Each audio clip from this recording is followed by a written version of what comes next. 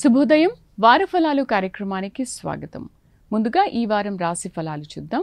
ఏ రాశుల వారికి ఎలా ఉండబోతోంది, ఎటువంటి పరిహారాలు పాటించాలి తెలుసుకుందాం. మనతో పాటు స్టూడియోలో ఉన్నారు పంచాంగకర్త బ్రహ్మశ్రీ చల్లా శ్రీనివాస శర్మ, ఆస్థాన సిద్ధాంతి శ్రీ దుర్గా మల్లేశ్వర స్వామి వాళ్ళ దేవస్థానము ఇంద్రకీలాద్రి విజయవాడ. గురుగారితో మనం మాట్లాడదాం. శుభోదయం గురుగారు. నమస్కారం అమ్మా. ముందుగా ఈ వారం రాశి ఫలాలు ఎలా ఉండబోతున్నాయి, ఒక్కొక్క రాశి గురించి వివరిస్తారా? ముందుగా మేష మనకి 12 రాశులు, మేషరాశి గురించి తెలుసుకుందాం. మొట్టమొదటిగా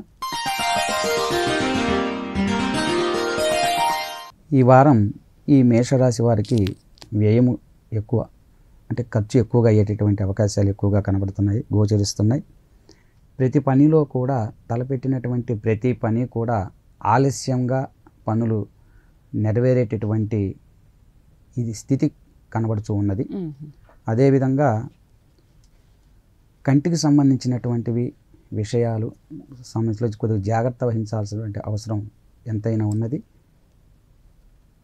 ఒకటికి 10 సార్లు శ్రమ పడితే కానీ పని నెరవేరేటటువంటి ఇది కలుగుతుంది. కుటుంబంలో స్వల్ప చింతన కలుగుతూ ఉంటుంది. వీరు మాస శివరాత్రి రోజున శివాభిషేకం కనుక చేసుకున్నట్లయితే ఈ వారంలో వీరికి జయం పొందేటటువంటి అవకాశాలు గోచరిస్తాయి. పరిహారానికి ఓకే, అంటే ఈ పరిహారం పాటిస్తే సరిపోతుంది. ముందుగా మేషరాశి గురించి మనం తెలుసుకున్నాం కదా, గురువుగారు చెప్పినట్టు ఈ పరిహారాన్ని పాటించండి. గురువుగారు, తర్వాత వృషభ రాశి గురించి మనం తెలుసుకుందామా? ఈ రాశి వారులకు కుటుంబ వ్యవహారంలో జాగ్రత్తలు తీసుకోవటం చాలా అవసరం. అదేవిధంగా వృత్తి ఉద్యోగములలో కొంత రాణింపు బాగా ఉంటుంది. సంతాన విషయంలో కొంత మేరకు విచారణ గోచరిస్తూ ఉన్నది. సంతాన మూలకంగా కొన్ని సమస్యలు, ఇబ్బందులు వచ్చేటటువంటి అది అవకాశాలు తెలియపరుస్తున్నాయి మనకి. అదేవిధంగా జీర్ణ వ్యవస్థ విషయంలో ఆరోగ్య సమస్యలు తలెత్తేటటువంటి అవకాశాలు ఉన్నాయి. ఆహార విషయంలో తగు జాగ్రత్తలు తీసుకోవటం చాలా మంచిది. స్పైసీ ఫుడ్ లాంటిది తీసుకోకుండా జాగ్రత్తలు వహించినట్లయితే ఈ రాశి వారికి కొంత ఉపశమనం కలిగేటటువంటి అవకాశం ఎంతైనా ఉన్నది. వీరికి వచ్చేసరికల్లా ఆరోగ్య ప్రదాత వైద్యమైనటువంటి ఆ శివునికి రుద్రాభిషేకం వీరికి కూడా అదే గోచరిస్తూ ఉన్నది. అది చేసుకున్నట్లయితే వీరికి ఆ విధంగా పరిహారం అయ్యి కొంత ఉపశమనం కలిగేటటువంటి అవకాశం ఖచ్చితంగా ఉన్నది. తర్వాత మిథున రాశి గురించి తెలియజేస్తారా? ఈ మిథున రాశి వారికి ఈ వారంలో శారీరక సంబంధించినటువంటి ఇతిబాధలు వస్తూ ఉంటాయి. ఇవి రావటానికి కారణాలు తరచు కోపము, చీకు, చిరాకు, ప్రతి పనిలో కూడా ఇష్టమైనటువంటి దానిని కూడా దూరం చేసుకునేటటువంటి మనస్తత్వాన్ని ఈ వారంలో కలుగుతూ ఉంటుంది. వీరికి చంచల స్వభావము కలిగి ఉంటుంది. మధ్యలో వినోదాల్లో పాల్గొనేటువంటి అవకాశాలు ఉన్నాయి. అటువంటి సందర్భంలో కొంత సమస్యలు ఏర్పడి మానసిక అశాంతికి లోనయ్యేటటువంటి అవకాశం ఉంటుంది ఖచ్చితంగా. దానికి కొంత ఉపశమనం అనేటువంటిది ఆంజనేయ స్వామికి గనక ఆకుపూజ చేసుకున్నట్లయితే వీరికి వాటి నుండి కొంత ఉపశమనం కలిగేటటువంటి అవకాశం ఉన్నది. ఆంజనేయ స్వామి మంగళవారాలు ఉపవాసం అంటే మధ్యాహ్నం పూట భోజనం చేసుకుని సాయంత్రం పూట ఒంటి పూట తీసుకోకుండా ఉన్నట్లయితే బాగుంటుంది. ఏదైనా ఆరోగ్యరీత్యా ఉండలేనటువంటి వారు సాయంత్రం పూట అంటే మన ఉప్మా లాంటిది తీసుకున్నా కూడా కొంతవరకు పనికొస్తుంది. అది ఉండలేనటువంటి వారికి మాత్రమే అది ఆ పరిహారం. అంటే మిగతా వాళ్ళు పండ్లు ఫలాలు తీసుకొని సరిపోతుంది. అయితే గురుగారు, ఇప్పుడు రాశి ఫలాల్లో మీరు చెప్తూ ఉన్నారు ఏదైనా సమస్య ఉంటే పరిహారం పాటించమని. నిజంగా ఒకవేళ ఎటువంటి సమస్య లేనప్పుడు వాళ్ళు ఏ విధమైన పరిహారము పాటించిన అవసరం లేదు. కొంతమందికి జాతక జన్మ నక్షత్రాన్ని బట్టి, పుట్టినటువంటి సమయాలను బట్టి కొంత రాశి ఫలితాలు అటువంటి వారికి కొంత చుట్టే అవకాశాలు ఉంటాయి. అలా కాకుండా ఆ పుట్టిన గడియలు, సమయము, గుర్తింపు లేనటువంటి వారికి ఇవి జరగవచ్చు, జరగకపోవచ్చు. అందువల్ల జరిగిందని సంతోషపడవలదు. అదేవిధంగా జరగలేదంటే అశాంతికి లోనయ్యి ఇంకేదైనా ఇబ్బందులకి దయచేసి గురి కావద్దు. ఇది తప్పనిసరిగా ముఖ్యంగా సూచన కూడా. తదుపరి కర్కాటక రాశి గురించి తెలియజేస్తారా? కర్కాటక రాశి వారికి ఈ వారంలో ఆర్థిక మాందవ్యం ఎక్కువగా కనబడుతూ ఉన్నది. రుణ బాధలు, అదేవిధంగా అవమానాలు, ఎదురుదాడులు జరిగేటటువంటి అవకాశాలు ఎక్కువగా గోచరిస్తూ ఉన్నాయి. పితృ సంబంధీకులతో అయినటువంటి బంధువర్గం వారితో వైరాలు ఏర్పడేటటువంటి అవకాశాలు గోచరిస్తున్నాయి.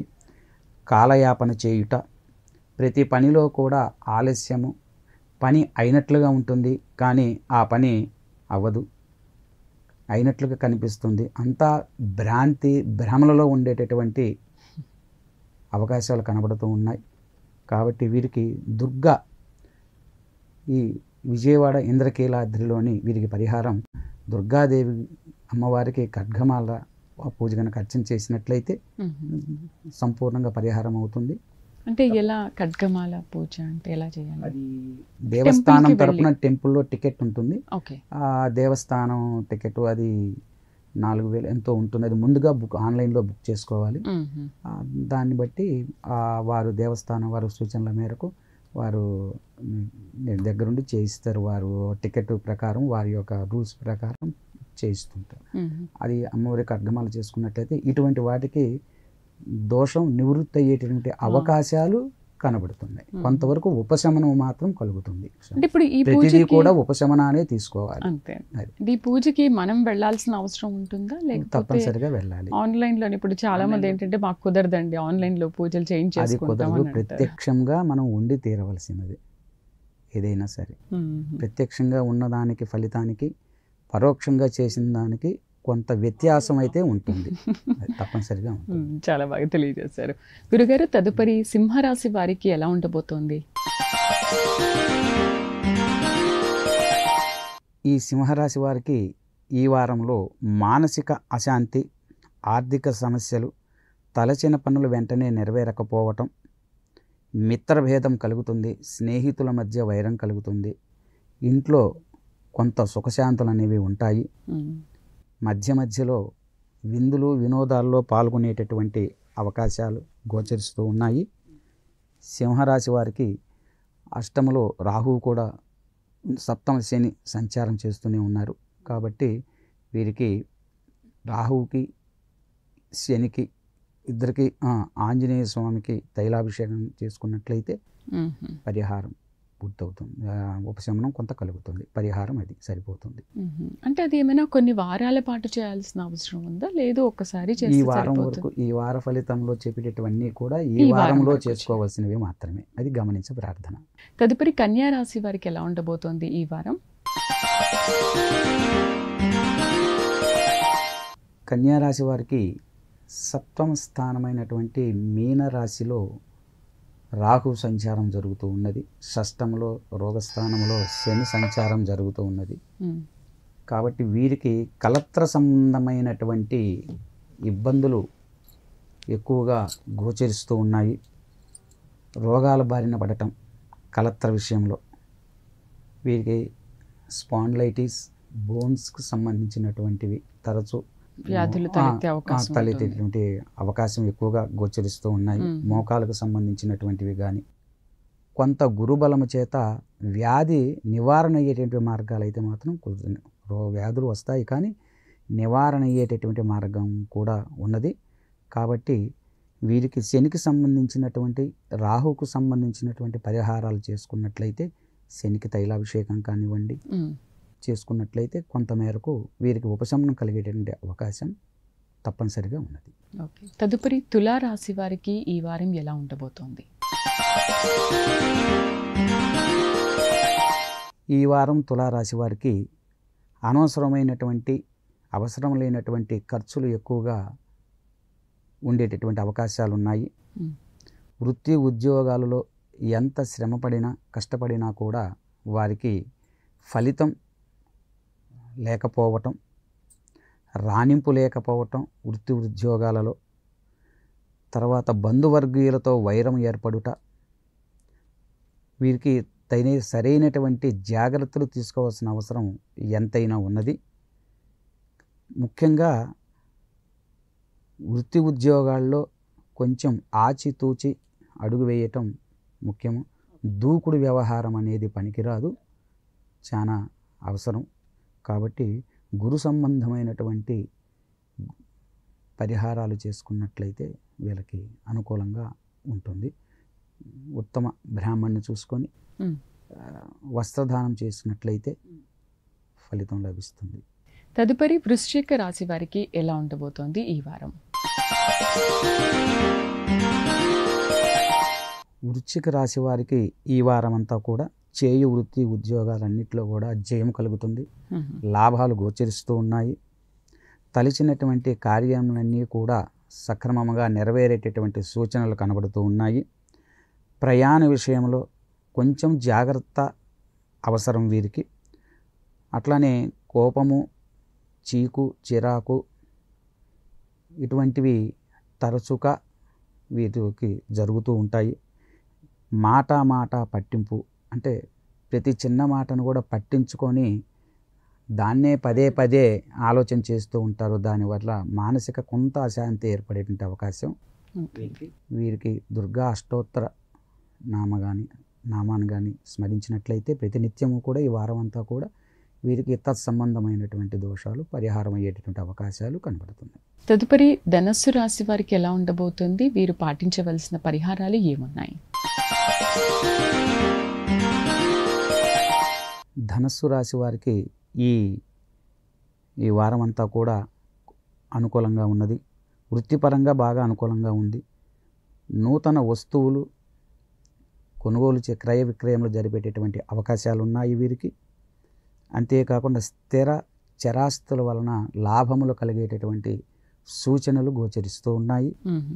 దానితో పాటుగా అధిక వ్యయము, అదేవిధంగా అనవసరం ఖర్చులు కూడా పెరిగేటటువంటి అవకాశాలు సూచించగలుగుతూ ఉన్నాయి. అంటే అవి పెరగకుండా ఏమైనా పరిహారం మనం పాటించుకోవాలా? జాగ్రత్త పడటమే అవసరం ముఖ్యం దీనికి. అంటే ప్రతి దానికి ఖర్చు పెట్టేటటువంటి విషయంలో చాలా జాగ్రత్త వహించాల్సిన అవసరం ఉంటుంది. అంటే మీకు ఉదాహరణకి చెప్పాలి అంటే, పెన్ను కావాలి, ఈ పేపర్ కింద పెన్ను ఉంది, నాకు తెలీదు, పైనే చూశాను, ఇలా చూశాను, పేపర్ కనిపించలేదు, పెన్ను కనిపించలేదు, వెంటనే వెళ్ళి ఇంకొక పెన్ను కొనుక్కొని వస్తాను. పెన్ను కొనుక్కొని వచ్చి కొన్న తర్వాత పేపర్ ఇలా తిప్పగానే పేపర్ కిందనే పెన్ను అంటాం. వీటిని అనవసరమైన ఖర్చు అంటాం. ఇటువంటివి అవి ఏంటంటే అవకాశాలు కొద్దిగా 1-2 సార్లు, అంటే ఒకసారి చెక్ చేసి లేదు అని నిర్ధారణ చేయకుండా మరి ఒకసారి దాన్ని చెక్ చేసుకున్నట్లయితే జాగ్రత్త పడటానికి అవకాశాలు. చాలా చక్కగా తెలియజేశారు. తదుపరి మకర రాశి వారికి ఈ వారం ఎలా ఉండబోతోంది? అలాగే వీరు పాటించాల్సిన నియమాలు ఏంటి? మకర రాశి వారికి ఈ వారం అంతా కూడా ప్రతి పనిలోనూ కూడా మందకొడిగా సాగుతుంది. అంత చురుకుగా ఉండదు. అదేవిధంగా వీరికి ఎముకలకు సంబంధించినటువంటి వ్యాధులు, ఆరోగ్య సమస్యలు కొంచెం బాధ పెట్టేటటువంటి అవకాశం ఉన్నది. అవి బయటపడే అవకాశం. నిస్సత్తువ, నీరసము, తర్వాత సంతాపాలు, అంటే బంధువర్గీయుల యొక్క సూతకములు వచ్చేటటువంటి అవకాశాలు కనబడుతూ ఉన్నాయి.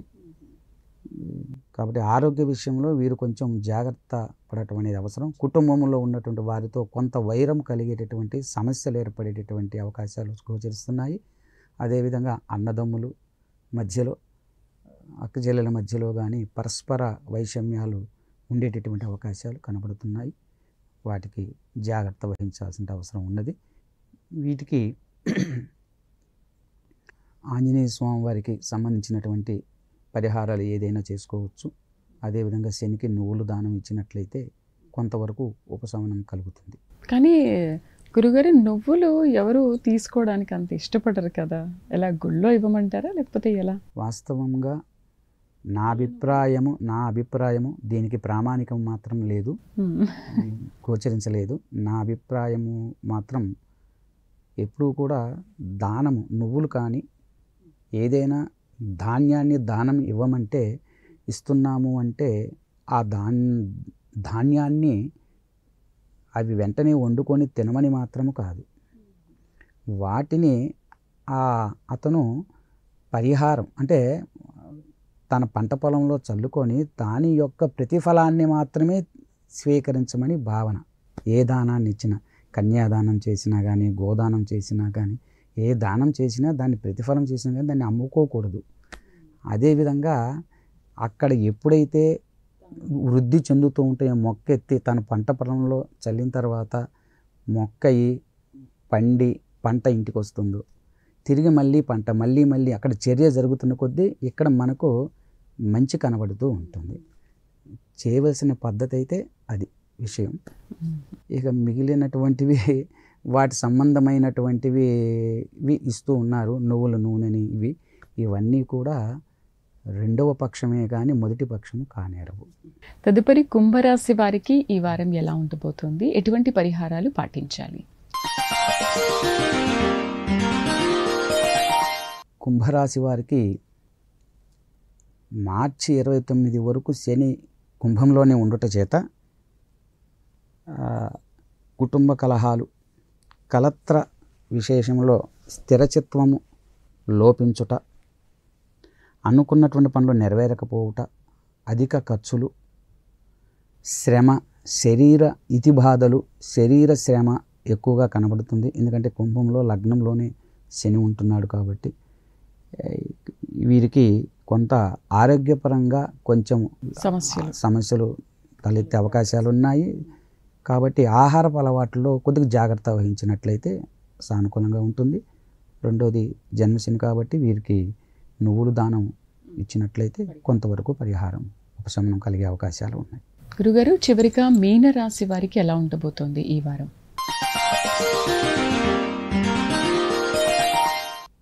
ఈ రాశి వారికి ఈ వారం పట్టుదల, కోపము, చిన్న విషయాన్ని కూడా దాన్ని పెద్దదిగా భావిస్తూ బాధపడుతూ ఏదో జరిగిపోయినట్లుగా తను ఊహించుకుంటూ ఎటూ తేల్చుకోలేకపోవటం, అదేవిధంగా భూ సంబంధ విషయాల్లో చిక్కుకోవటం, మాట పట్టింపు, నా మాటే గెలవాలి అనేటటువంటి పంతంతో ఎక్కువగా ఉంటాడు. లగ్నంలో రాహు ఉండటం వల్ల వీరు కూడా కొంచెం రాహు సంబంధమైనటువంటివి మినుములు దానం ఇవ్వటం కానీ, రాహుకు అధిష్టాన దేవత దుర్గాదేవికి సంబంధించినటువంటివి ఏవైనా చండీ సప్తశతి పారాయణం కానివ్వండి, ఇలాంటివి ఏవి తీసుకున్నా కూడా కొంతమేరకు ఉపశమనం కలిగి మంచి జరిగే అవకాశాలు తప్పనిసరిగా ఉన్నాయి.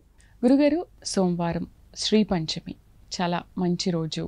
అయితే శ్రీ పంచమికి ఉన్న ప్రత్యేకత ఏంటి? దీనికి మనం ముందు రోజే మనం చెప్పుకుంటున్నాం కాబట్టి దీన్ని, ఈ పూజా విధానం కానీ దీన్ని ఎలా జరుపుకోవాలి ఏంటో ఒకసారి వివరిస్తారా మాకు? సరస్వతీం శుక్లవర్ణాం సుస్మితాం సుమనోహరాం కోటిచంద్రప్రభాముష్టపుష్ట శ్రీయుక్త విగ్రహాం వహ్నిశుద్ధాం సుఖాదానం వీణా పుస్తకధారిణీ రత్నసారేంద్ర నిర్మాణనవభూషణం భూషితాం. ఈ శ్రీ పంచమి మాఘమాసంలో శుద్ధ పంచమి రోజున జరుపుకుంటాం. మనకి రేపు 3వ తేదీన అనుకోకుండా 2 అమ్మవారికి సోమవారం కలిసి వచ్చింది. దీని యొక్క విశిష్టత చాలా మంచిది. అమ్మవారు శ్వేతవర్ణాన్ని కలిగి ఉంటారు. మామూలుగా శరీరంలో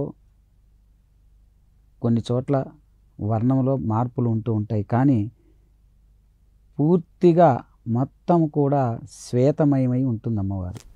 అమ్మవారి యొక్క రూపం ఆ విధంగా ఉంటుంటుంది. ఈ శ్రీ పంచమి రోజున లక్ష్మీదేవిని ఆశ్రయించి, అంటే చతుర్దశి రోజున లక్ష్మీదేవిని 2 రోజులు కనుక ఉన్నట్లయితే చతుర్థి రోజున లక్ష్మీదేవిని పూజ చేసి, పంచమ రోజునైనటువంటి రోజున అంటే సోమవారం మనకి పంచమి రోజున అమ్మవారికి తెల్లని ధవళ అనేటటువంటిది అమ్మవారికి చాలా ప్రీతికరము. తెల్లని పుష్పాలతో అమ్మవారిని కనుక ఆరాధన చేసినట్లయితే, అర్చన చేసినట్లయితే మనకి మానసికంగా మనసు ప్రశాంతతగా ఉంటుంది. జ్ఞానం అంటే పూర్వము మనకు సృష్టి ఉన్నప్పుడు మానవ రూపాలకి మాటలు ఏమి ఉండేవి, సైగల ద్వారానే అన్ని పనులు చేసుకుంటూ ఉండేవారు. తరువాత దేవతలకి ఆలోచన వచ్చి మాటలు, వాక్కు, ఈ వాక్కుని వచ్చేయడానికి అమ్మవారి యొక్క దీని వలన ఆ వాక్కు రావటం, జ్ఞాన సంపద, ఆ జ్ఞానం వల్ల మనం తెలివితేటలు ఇవన్నీ కూడా. అందుకే సౌందర్యలహరిలో కూడా ఒక శ్లోకం చెప్తారు, అవిద్యానాం అంతస్తిమిరమిహిరద్వీపనగరీ జడానాం చైతన్యస్తబకమకరందశ్రుతిఝరీ దరిద్రాణాం చింతామణిగుణనికా జన్మజలధౌ నిమగ్నానాం దంష్ట్ర మురరిపువరాహస్య భవతి. అవిద్య, మనందరం కూడా విద్య లేని వాడిని అమ్మవారితో పోల్చుకున్నట్లయితే. కాబట్టి అంతస్థిమిరమిహిర ద్వీపనగరి, అమ్మ, ఓ తల్లి, ఓ జగన్మాత, ఓ సరస్వతి, నేను అజ్ఞానంలో కొట్టుమిట్టాడుతూ ఉన్న నా హృదయం అనేటటువంటి కుహరంలో చీకటితో ఉంది, దానికి వెలుగుని ప్రసరించు తల్లి. జడానాం, నేను జడుడను. అంటే పొద్దున్నే నిద్ర లేవాలి అంటే, అరే టైం అయిందిరా, నిద్ర లేవురా అని ఎవరో ఒకరు వచ్చి లేపేంతవరకు లేవాడిని. అంటే ఎవరో ఒకరు ప్రోత్సాహము ప్రోద్బలం లేకుండా నాకు నేనుగా జ్ఞానవంతుని కాలేకపోతున్నాను, జడుడిని. కాబట్టి నాలో చైతన్యాన్ని కలగచేయి. అంటే చురుకు, ఒక పని చేయబోయి ఇంకో పని. అంటే చురుకు అంటే ఏ విధమైనటువంటి చురుకు అంటే, మనము అని అంటే ఒక ప్రశ్న వేయగానే మనము అనగానే మన ముఖ్యమంత్రి ఎవరు అని ప్రశ్న, వెంటనే ముఖ్యమంత్రి, మన ముఖ్యమంత్రి చంద్రబాబు నాయుడు గారు. అంటే మనము ప్రశ్న సగం వేసేలోపే మిగిలిన ప్రశ్న కూడా తెలిసి, ఆన్సర్ తెలిసి వెంటనే స్పందించేటటువంటి చైతన్యం చురుకు అంటాం. అంత చురుకు అని అర్థం, అంత జ్ఞానాన్ని అని అర్థం. అది ఏ విధంగా అంటే స్తబకమకరంద శృతి ఝరి, అంటే పూల గుత్తి. స్తబకం అంటే పూల గుత్తిలో మకరందం ఉంటుంది, కానీ మనం ఎవ్వరూ దాన్ని తెలుసుకోలేం. ఒక్క తేనెటీగ మాత్రమే దాంట్లో మకరందాన్ని తీయగలదు. ఏ విధంగా అయితే అలా దాగి ఉంటుందో, నేను రూపము, నా ఆకారము ఎలా ఉన్నా కానీ నాలో ఆ చైతన్యాన్ని అంటే జ్ఞానాన్ని కలగచేసినట్లయితే, అందుకే స్తబక మకరంద శృతి జరి. అది కూడా జరి అంటే ఒడివడిగా ప్రవాహము, శృతి అంటే ప్రవాహము, జడిజడిగా ఒడివడిగా, అంటే అంత చురుకు గనక. అంటే చింతామణి గుణనిక జన్మ జలధౌ. చింతామణి అంటే ఇక్కడ మణులంటే రత్నాలని వస్తుంది, చింతలు తీర్చేటటువంటివి అనే అర్థం వస్తుంది. రెండవది సరస్వతీదేవికి ఇంకొక పేరు చింతామణి అంటే. అందువల్ల చింతామణి గుణనిక జన్మ జలదౌ. మరి ఏంటి జన్మము, ఏంటి జలదు అంటే, నేను సంసారం అనేటటువంటి ఈ దీంట్లో కొట్టుమిట్టాడుతూ ఉన్నాను. అంటే పిల్లలకి, విద్యార్థులకు తీసుకున్నట్లయితే, స్కూల్లోకి వెళ్ళిన తర్వాత మేషాలు లెక్కలు చెప్తూ ఉంటే బోర్డు మీద వీరికి ఒక ఆలోచన వస్తుంది, వాడి కాన్సన్ట్రేషన్ దాని మీద ఉండదు.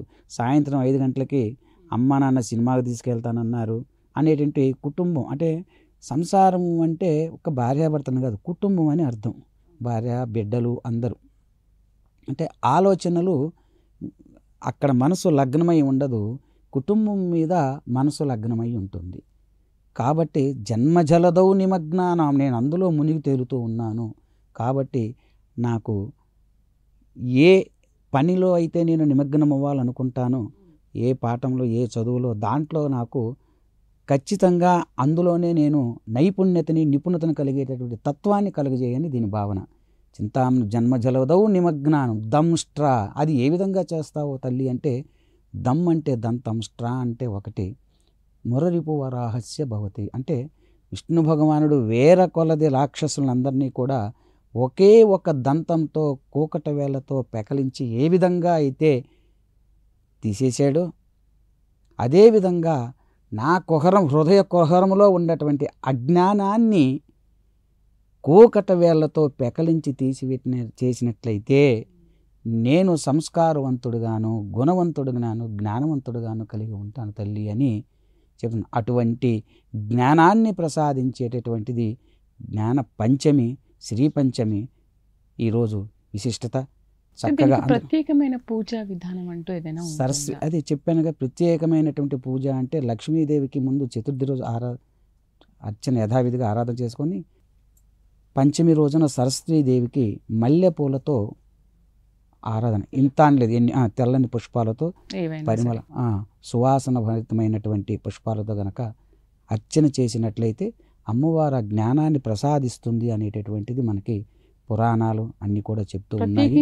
పారాయణం ఏమైనా ఆ రోజు చేసుకోవడం ఏదైనా సరస్వతీదేవికి సంబంధించినటువంటి స్తోత్రాలు, నమస్తభ్యం, అయా కుందేందు తుషారసాల, ఇటువంటి శ్లోకాలు ఇవి ఏవైనా చదువుకున్నట్లయితే అమ్మవారికి అది హృదయపూర్వకంగా ఏదైనా చదవాలి అనుకుంటే చెప్పటానికి చాలా ఉంటాయి.